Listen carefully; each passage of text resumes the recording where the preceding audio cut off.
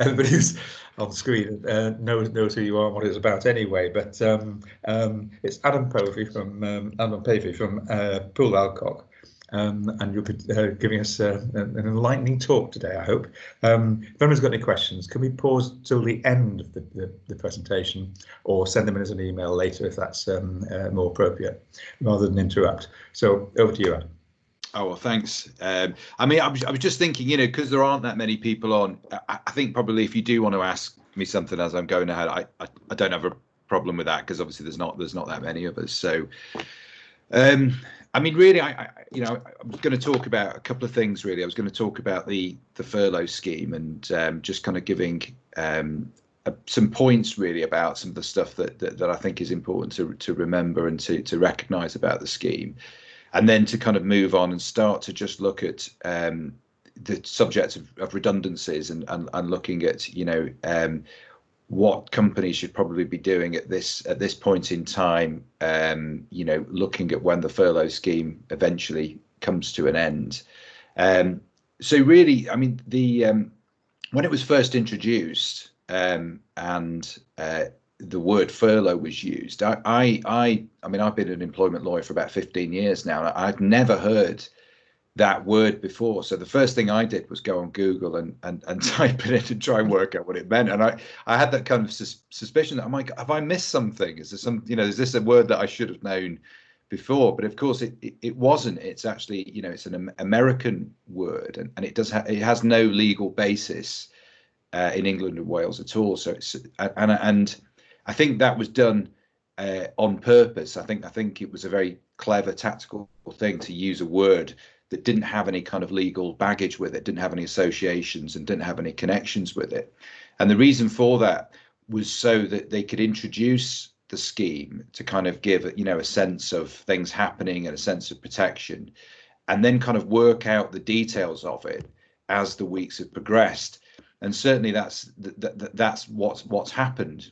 We have the initial announcement of the job retention scheme, the use of the word furlough, and it has its kind of initial incarnation, and then as the weeks develop, it then changes quite dramatically, and it changes quite dramatically because of the situation changing, and obviously you know, the reports that the government were getting back, the Treasury were getting back from business as to how the scheme should work. I mean, my original view of it, based upon what the guidelines said about it, was really that the furlough scheme was going to be an alternative to redundancy. So it should basically apply when you've got a company who doesn't have enough work for their employers because of your shutdown, and basically would need to make redundancies. And so this scheme then stepped in as a way of stopping that, because the salaries were paid, well, 80% of the salaries were paid by the redundancies. So really a kind of alternative to redundancy.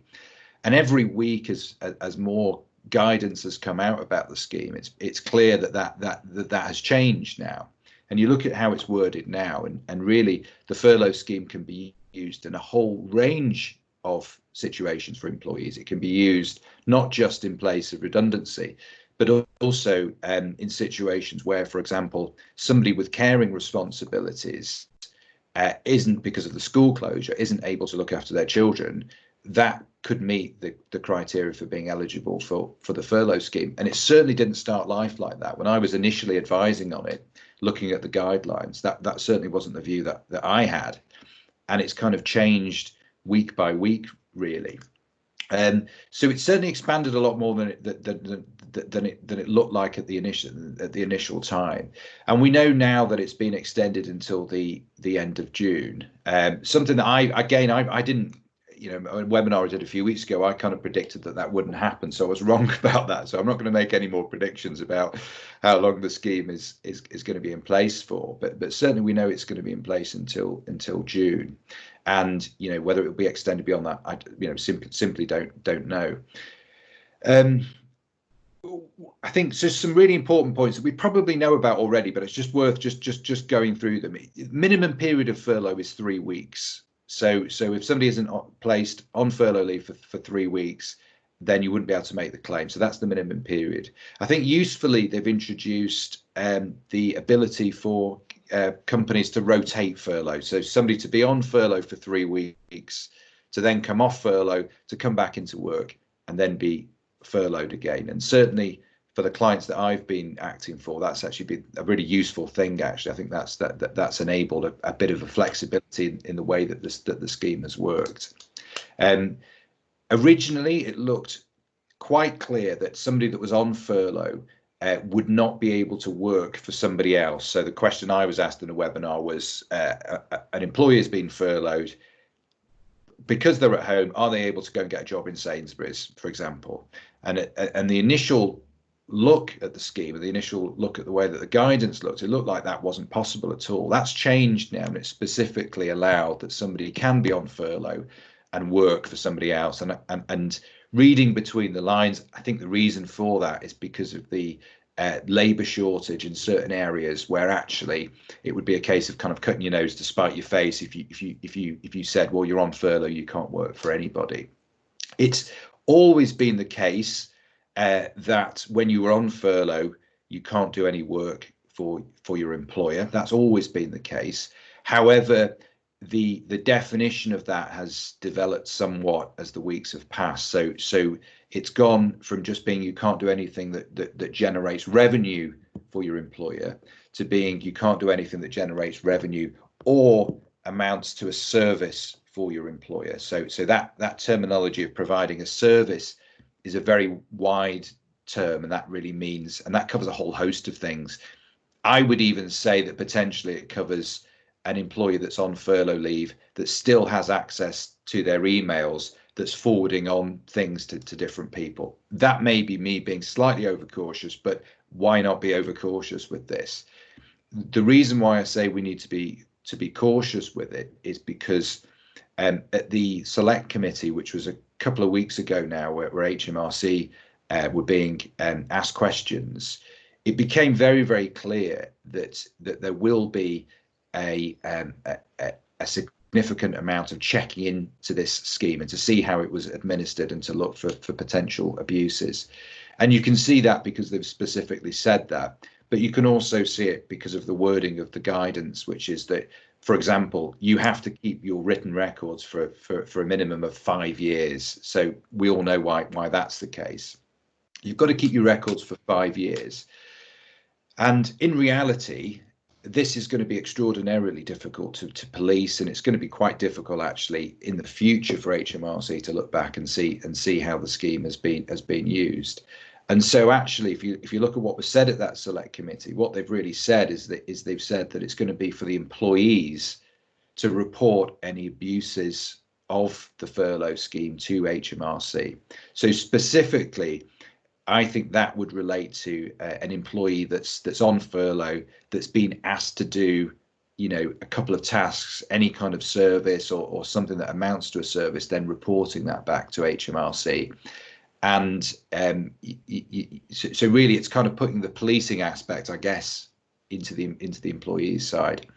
I think some really important points that came out of the last set of guidance, and I won't bore you with a lot, because I know a lot of you will be familiar with the scheme, so I won't go through all the really basic stuff of it. But this is definitely an important one, which is a specification that the furloughed employees have to have agreed in writing to be furloughed, and that's specifically been written that it has to be in writing.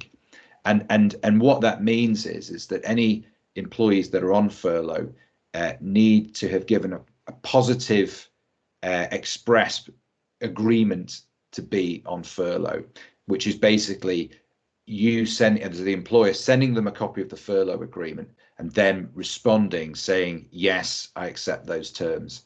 Clearly, with everything that's going on, it's not going to be possible in a lot of cases for wet signatures to appear on that document. And so the guidelines were usefully just slightly altered to say it has to be agreed in writing, and then in brackets, thankfully, it says which may be in an electronic form such as an email. So that's obviously useful for a lot of us.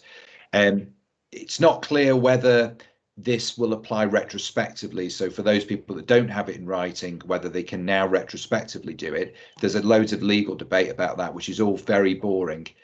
Basically, if you don't have it in writing, just do it now and then worry about any complex arguments about it applying retrospectively. Just obviously get that in place. Throughout me doing these webinars and obviously advising clients, one of the areas that's been very unclear, and I still think quite unclear now, is the issue with annual leave. So you look at the guidance, you look at how everything's been worded, you look at what's been said more generally about the scheme, and there's hardly anything really which talks about annual leave until last week, where on the employees section of the government website it does talk about annual leave and does clear up some of the points. And so the main points to do with annual leave and furlough are that when you're on furlough, you do continue as an employee to accrue annual leave. That's clear, and I think that's probably always been clear actually. In terms of whether you can be on furlough and annual leave simultaneously, yes, you can be. The issue, which is still slightly complicated, but we seem to be having some clarity on it, is to do with payment and what an employee that is on furlough leave and annual leave should be paid. And it's pretty clear that it's 100% salary. So effectively, an employee is on furlough, they're taking a period of leave. For those days when they are on leave, they receive 100% of their salary rather than the 80%. So effectively, you would top them up for those days that they're on holiday, and still make the claim for the 80%. Sick pay. If somebody's on statutory sick pay or somebody is actually just off sick, they can be furloughed. In its initial format, it specifically said that couldn't happen. So it's in its original format, it specifically said that if you're on furlough, and it's only when your sickness leave comes to an end that you could then be placed on. Sorry, I didn't say that properly. If you're on sick leave, you're on sick leave, and it's only when the sick leave comes to an end that you could be furloughed. Now the guidance has been changed to say that can happen. So somebody could effectively be converted from being on sick leave to being on furlough. And very unhelpfully, the guidance just says for business reasons, which is not, from a lawyer's point of view, not very helpful at all. It's like the use of the word reasonable, it just kind of adds a layer of total ambiguity. So whatever that means, I think in practice, being practical in terms of the advice I give, it means you want a document somewhere where you've thought out a little bit about the reasons why you want to bring that person off sick leave. So you want some kind of thought process, some kind of thinking that's happened. And those are really the main points. I mean, obviously, any other questions I'll deal with on specifically on furlough leave. Just kind of moving forward to the slightly grim topic of redundancies, which clearly is going to be a consideration for a lot of companies. When the furlough scheme comes to an end, for the most part, you're then going to have all of those staff coming back to work, and in a lot of cases, there's not going to be work for them, or there's going to be a massively reduced demand for them, which triggers the question: should we be thinking about redundancies? The government guidance talks about this in very limited. So this is as much as the government guidance says on this topic. At the end of the guidance, it simply says, when the government ends the scheme, you must make a decision depending on your circumstances as to whether employees can return to their duties. If not, it may be necessary to consider termination of employment. That's all it says in terms of guidance as to how employers should approach the furlough scheme coming to an end and employees effectively being ready and able to come back to work.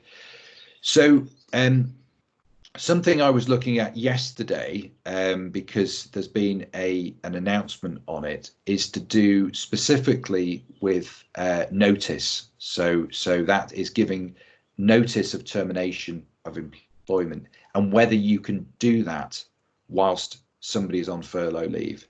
And the consensus is you can do that. So effectively, somebody's on furlough leave, they could also be working their notice. So effectively, if you had to give somebody 6 weeks notice to terminate their employment, that you could give them that notice whilst they're on furlough leave.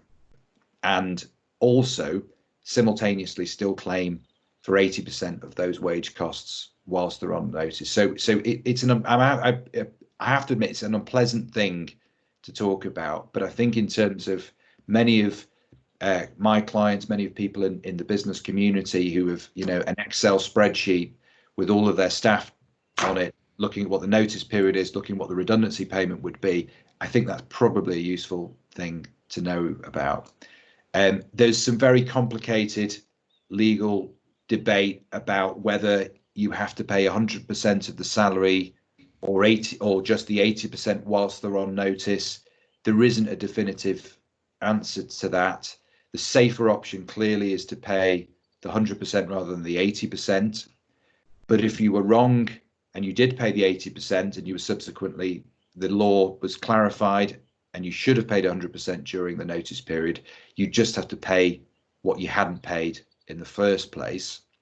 However, really important point this is that if you have restrictive covenants in those contracts, so you put somebody on notice of termination of employment, they have a restrictive covenant which, for example, says they can't go after your customers, your clients for 6 months. If you were wrong about the 80% payment, then that could mean that those covenants fall away because you breached the contract. So I think on balance, if you're an employer and you want to use this notice period during the furlough period, if you have employees that have restrictive covenants, post-termination restrictions in the contract, pay them 100%. It's a safer way of doing it rather than the 80%. That's specifically on notice.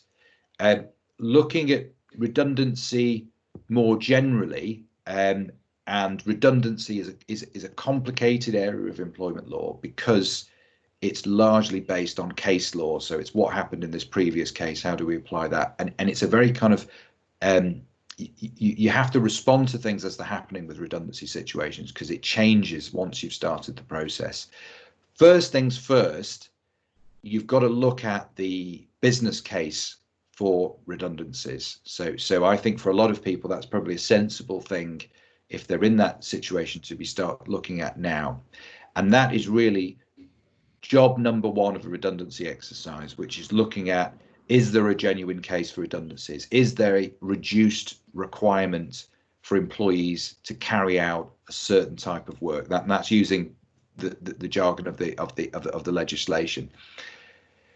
It's really, I think, interesting, but also important to realise as well the way that tribunals work. So, for example, if you make somebody redundant and they say, I shouldn't have been made redundant, you didn't need to make me redundant, or you've made me redundant, but you didn't follow the correct process, that is a claim of unfair dismissal. And a claim of unfair dismissal is essentially a loss of earnings claim. So if you unfairly dismissed somebody and they were successful in their employment tribunal claim, but they'd found another job the day after you'd unfairly dismissed them, they would have no loss of earnings.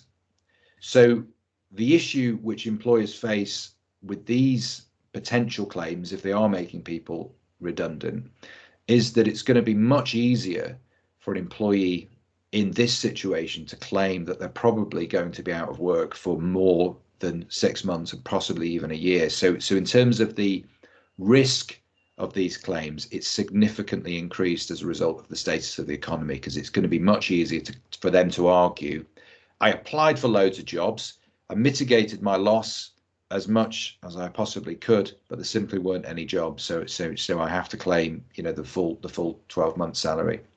As we all know, it's very easy to lodge an employment tribunal claim. It doesn't cost anything to do.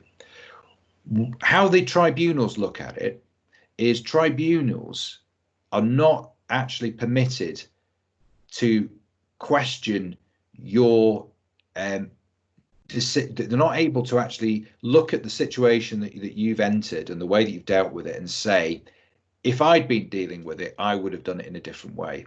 They're not allowed to, specifically not allowed to do that. It's called the substitution test. They're not allowed to do it. What they do, what the tribunals do, is they look at the amount that you've considered it. They look at your workings out, basically. So it's a bit like you know, when I remember being at school, when you were doing maths sometimes, I remember getting the answer wrong occasionally, but then I'd get some points because my working out hadn't been too bad.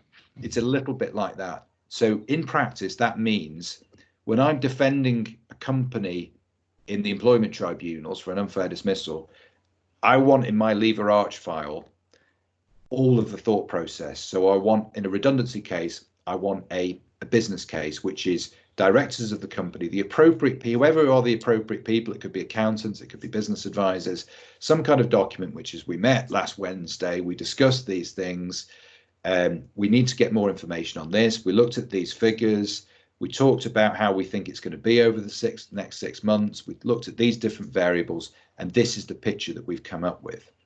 So even if you're wrong about that picture, if you've done enough that it's a reasoned picture that you've come up with, you're going to be okay, basically, in terms of your defense. So you've got to do all of these steps. So job number one, business case.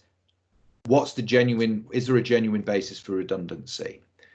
Number two, who does that affect? So looking at the employees, who is affected by that? You know, in any business, there's probably going to be some people that do certain roles that, regardless of how bad they are, you're still going to need them to produce the thing that you're selling.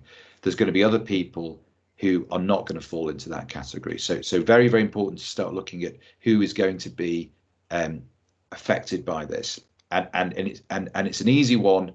And I act for employees, mostly employers at the moment, but I used to act a lot for employers. So I know the kind of things from an employee point of view that I'm looking for. One of the main things I always looked for when I was acting for an employee in a redundancy unfair dismissal case was, is the pool wide enough? Have they put enough, have they considered enough people as being at risk of redundancy, or is it too narrow? So starting to think about that. Obviously, then when you've got the pool, you then need to think about, well, we've got 5 people in this pool and we can only afford to keep 3 of them. You've then got to start looking at, well, how do you weight one person against the other? So you start looking at things like length of service. You start looking at things like whether they've had any performance issues, any disciplinaries. So you start to develop a matrix really for evaluating who stays and who unfortunately is going to be made redundant.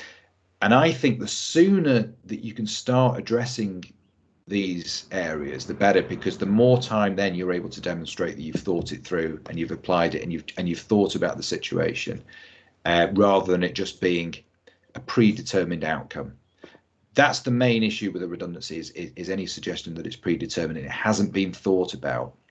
The correct mindset for an employer going through a redundancy exercise is an employer that hasn't made a decision.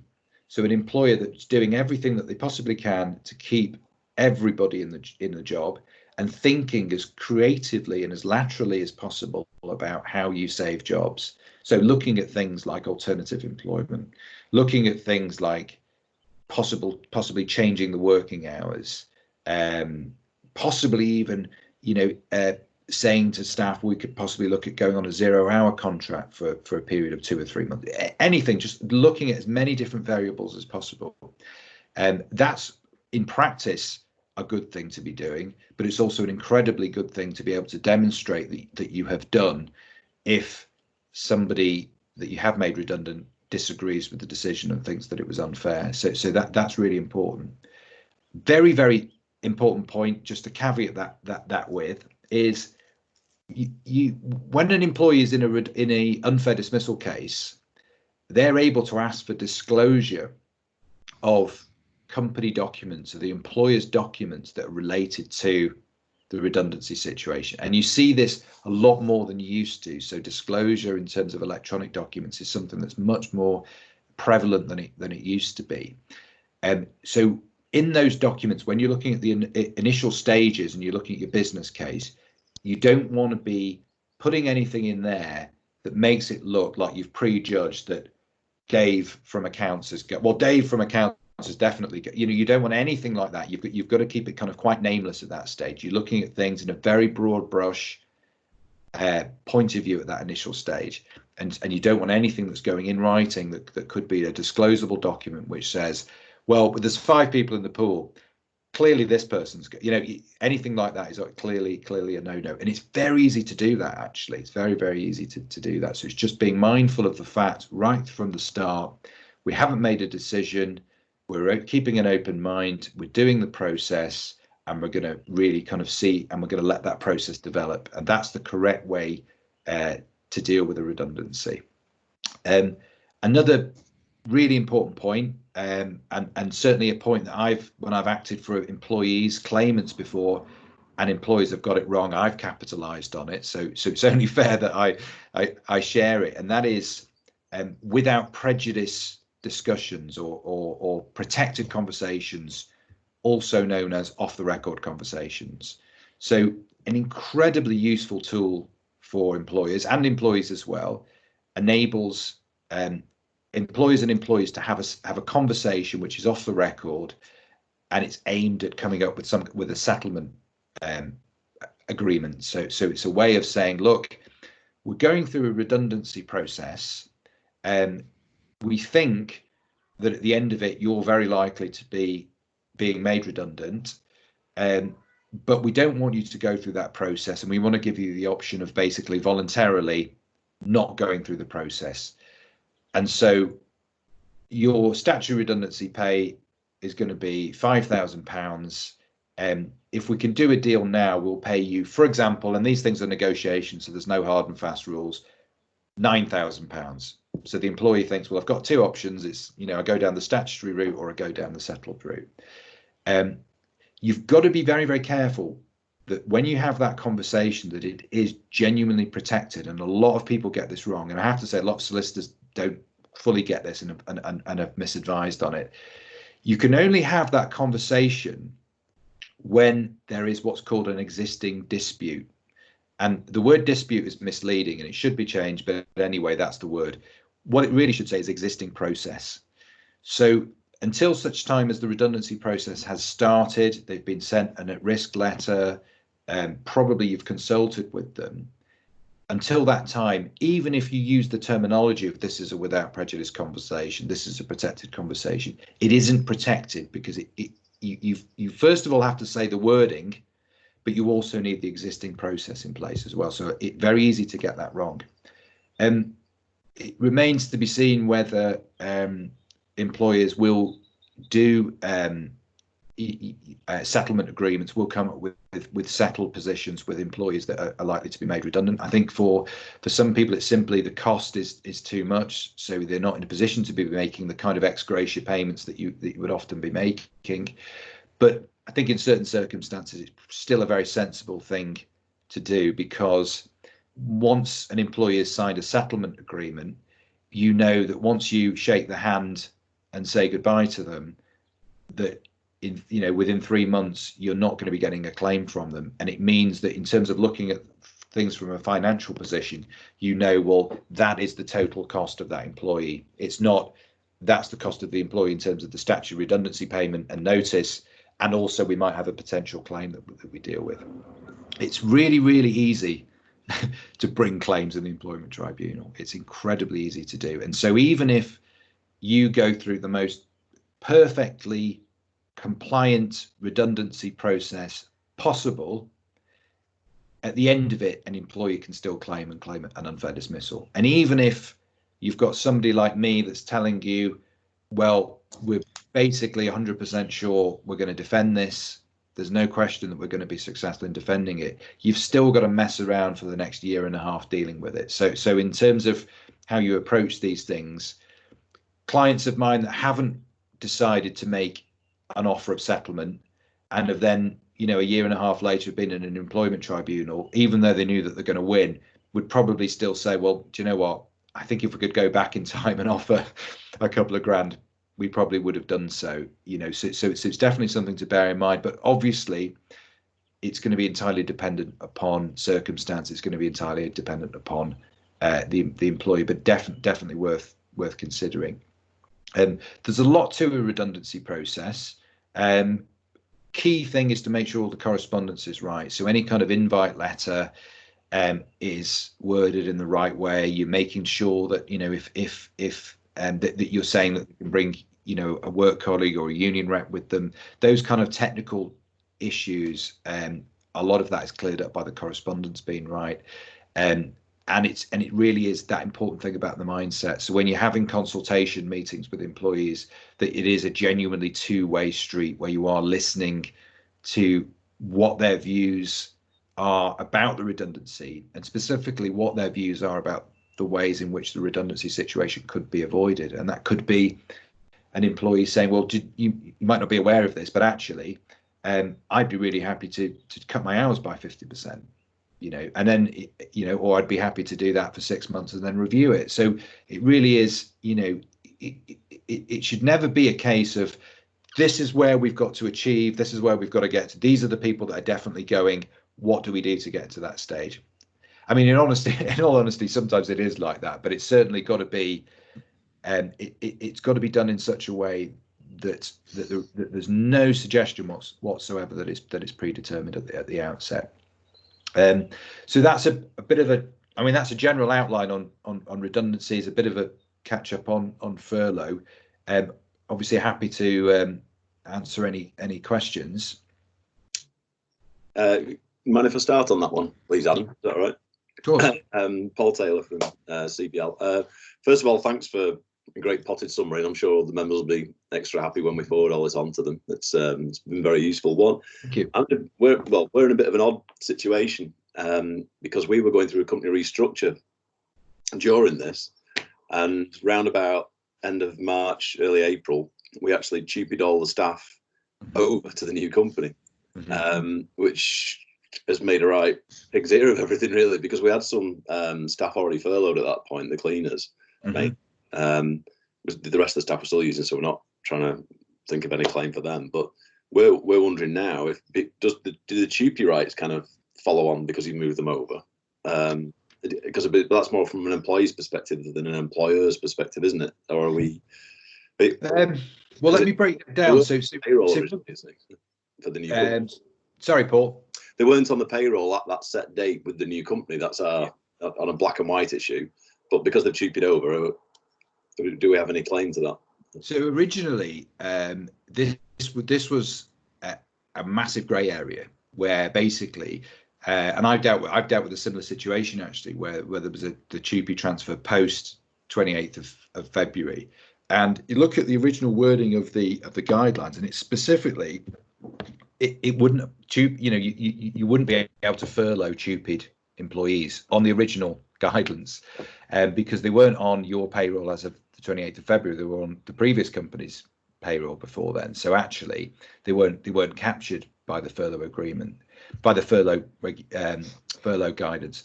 Now that's been changed, so it's definitely the case that an employee that's been TUPE'd can be furloughed by the new company effectively. So that's point number one. I think I'm sorry, I went a bit, I lost your signal a little bit. I think there was another element to your question as well, or Paul. No, that's it really. It's okay. Keep it over in it's around about the 1st of April, pretty much.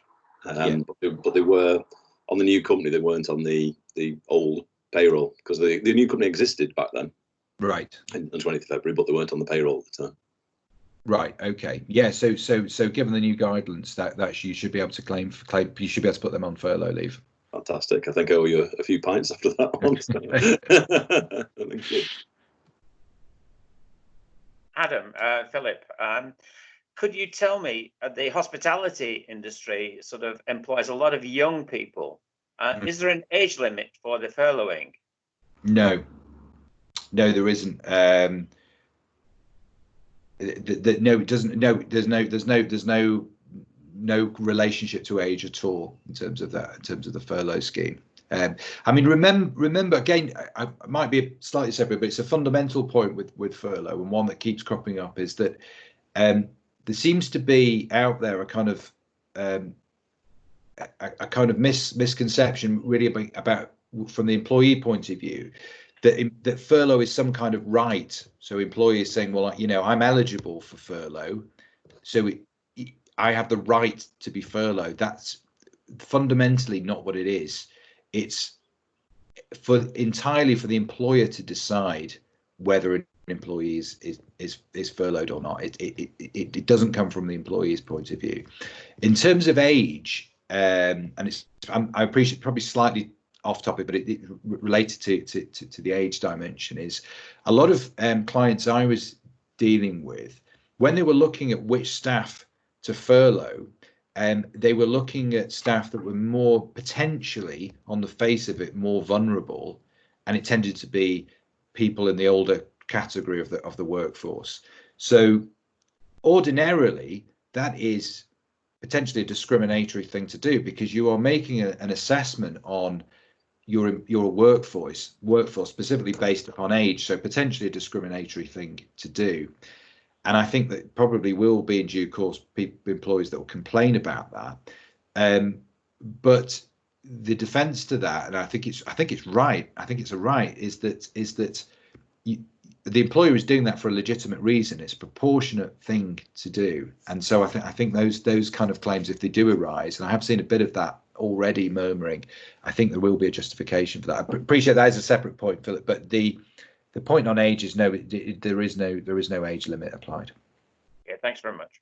Thank you.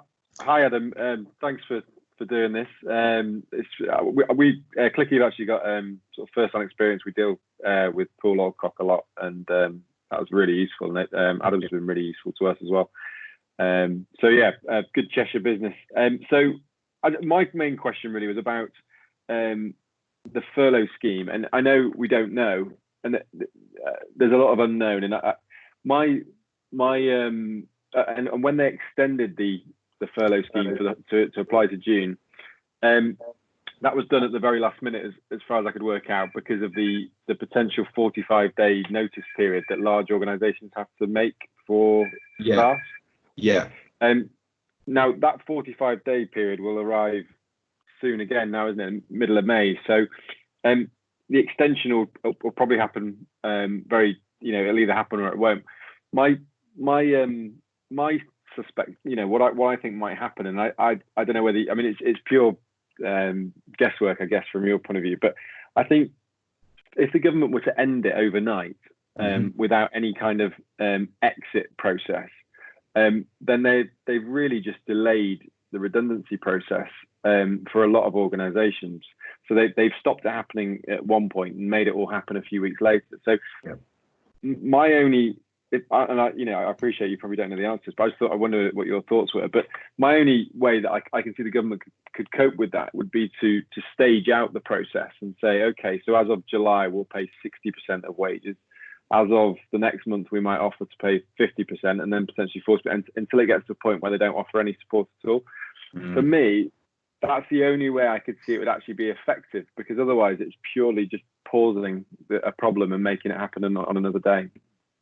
Yeah, well, I hear exactly what you're saying, and I think it has been a bit of a, for some people, it has been a bit of a stay of execution, really, hasn't it? I think it's been, something that's just delaying the inevitable, and certainly some people that I've spoken to said, well, maybe rather than the job retention scheme, it would have been better to pay more into the benefit system, for example. Maybe that would have been a way of doing it differently. I mean, it does seem to me like when the furlough scheme comes to an end, it's just like dropping off the end of a cliff, really, isn't it? In terms of the position, and I hear what you say. It sounds sensible to me that maybe it would be kind of staged in some way. In terms of the timing of it, though, the 45-day consultation, that's when you are looking at making more than 100 people redundant over a 90-day period. If it's more than 20 but less than 100, it's 30 days, and that's what's called collective consultation. And collective consultation is a statutory obligation to undertake. In reality, it's very similar to the normal redundancy process that you go through. It's just that you have to do it by way of elected representatives of the employees. So actually what you're doing is you're doing it on a more structured basis, where you're not just dealing with individual employees, but you're dealing with a representative of those employees. So it's more geared towards trade union representation. So and certainly, you know, for any organisation that's looking at that level of redundancies, there's nothing that I can see that would stop that process beginning already. So beginning that collective consultation. So effectively, you know, I don't know if this is the right way of describing it, but kind of eating into that 45-day period now, you know, so that you're not having to start it from scratch once the furlough scheme comes to an end. And I do think that is something that companies should be doing now, is not just thinking, well, we'll just wait until the furlough scheme comes to an end and then we'll think about it. That's clearly the wrong way of looking at it, because actually, you know, if you think about what I was saying on the notice point before, do things right, and actually it could save business quite a lot of money actually in terms of getting the timing right. But yeah, I definitely agree with you that the furlough scheme for many employees has really just kind of delayed the inevitable, unfortunately. Thanks. Yeah, I mean, it's just very interesting. I mean, you know, just trying to think about it from their point of view, you know, how if they're going to use it to its fullest force and actually make it work, a delay or a staged end to it would mean that they'll actually get a maximum benefit from it, rather than it just being a spending of money just to fix the problem in the short term. But yeah, thanks for that. No, it's an odd thing that, you know, it's all evolving in front of us, isn't it? Yeah, it's evolving, and it's, you know, it's changing. You know, certain things, it's not as if they've just been refined as the scheme has developed. They've just changed. You know, it's that. Yeah. I mean, you've got to put it into context, really. Just trying to be fair about it. I mean, normally, you know, this type of scheme and with this kind of reach and this kind of complexity, the type of legislation that you would need to cover this type of operation, you'd probably be looking at least 2 years of it being debated in the Houses of Commons, Houses of Lords, going through different committees, being scrutinised, looked at, well, what do we do about annual leave, and probably 6 months discussion on how it would deal with annual leave, and probably even then there would still be some process of refinement that would come after that. So they've totally cut through all of that, announced something, this is what we're going to do, and then thought, well, we'll just worry about the finer points as it develops. We'll just kind of do that on the fly, really, which you know, just to be clear, isn't a criticism actually. I just think it's the nature of an emergency situation, isn't it, where you kind of you announce something and then worry about the details as it goes on. But definitely, you know, the thing that surprised me is the way that it's become much broader. My initial advice on this was only really use the furlough scheme if you would ordinarily make that employee redundant, because you know, you don't have to work for them, and if you think if it had been kept in that way, it would have been a much less spend than it is now, because it really is incredibly, you know, in terms of the eligibility for furloughing somebody, it's incredibly easy. It's really just the employer's choice, isn't it? Yeah.